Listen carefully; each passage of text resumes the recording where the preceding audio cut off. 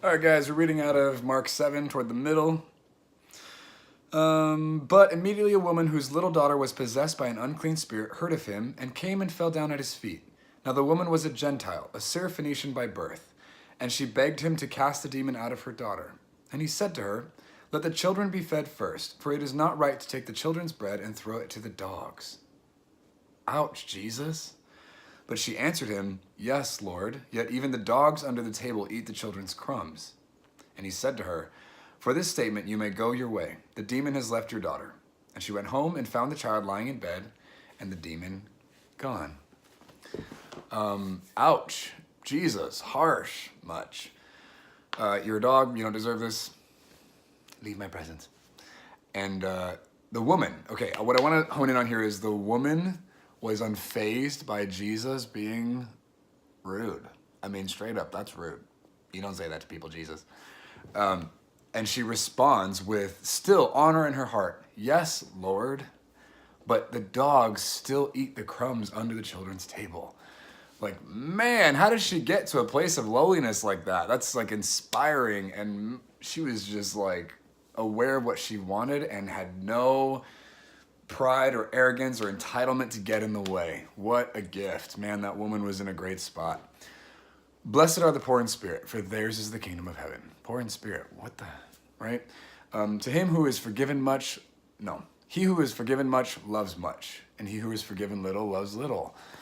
You guys, this has been an interesting journey for me, walking in humility and learning how to allow my heart posture to be in that place of being poor in the spirit, whilst also embracing my sonship, my royalty, the victory that God has produced in me, the overcoming, the power, the authority. It's like this strange, almost paradoxical spectrum.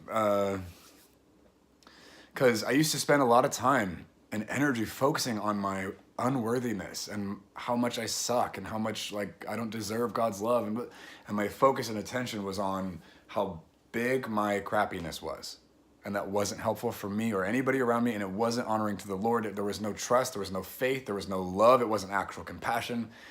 It was self-hatred and shame and rejection and gross things. So thankfully, God rescued me, changed my life, saved me. He slit my throat and then raised me from the dead and let me become something else. That sounds graphic and horrible, but anyway, from that place of walking in victory with God, and for years now, just kicking butt at life with Jesus, I've had trouble like reconciling, okay, but what do I do with this temptation of pride and arrogance and entitlement and thinking that, you know, I'm royal and now all these things are owed to me, like, because that's not true. You guys, there's this thing called humility. There's this exhortation of being poor in spirit, remaining a novice, remaining foolish. So you are still in the posture to receive, to learn, to grow. Pride, entitlement, deserving something, that whole measuring stick puts you in a position of false glory and prevents you from receiving grace and solutions and the breakthrough, the blessing. Like, it causes you to become separate from that flow of grace. So I have a question for you. Who are you? Who do you think you are? Have you accomplished all these things? Have you sacrificed enough? Have you worked hard? Have you whatever on your ledger to get to the place where now you deserve and are owed X, Y, or Z? And so if you don't get the things that you deserve and that you're owed, anger and offense come up, and you're like, who does that person think they are? How dare they? Or how many of us run around getting offended by the people around us, our brothers and sisters, because they didn't say the thing the way they should have, or they didn't tell us the thing that they should have, or they said something that they weren't allowed to, or whatever. All these expectations and standards for people around us that's coming from this place of entitlement and arrogance. If that's our experience, I'd like to invite myself and you to just go ahead and fall on your own sword. Like, just let that die.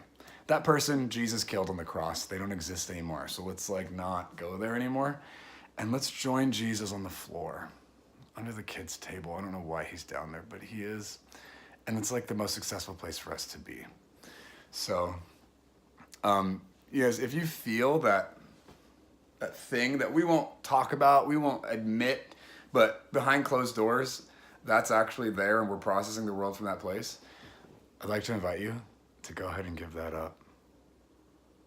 Let yourself be on the floor unfazed so that if a response is given to you that pride and arrogance would be offended by, you're too low to be affected.